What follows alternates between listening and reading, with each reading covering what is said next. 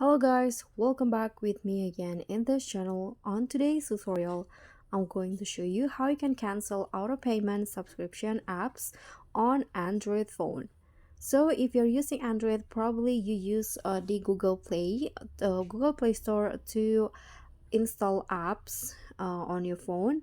And if you have paid apps and uh, you have a auto payment subscription on the Google Play, here's how you can cancel that. So first, what you need to do is open the Google Play Store and click on your profile at the top right corner, this one, and then click on the payment and subscription,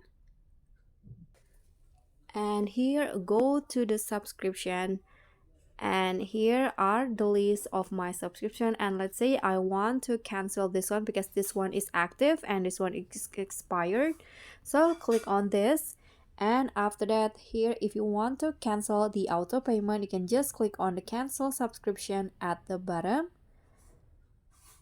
And now Google Play will ask you what the reason why you cancel this subscription. For example, here I'm going to just write cost related reason, and after that just click on continue, then click on cancel subscription again, and after that the subscription will be canceled.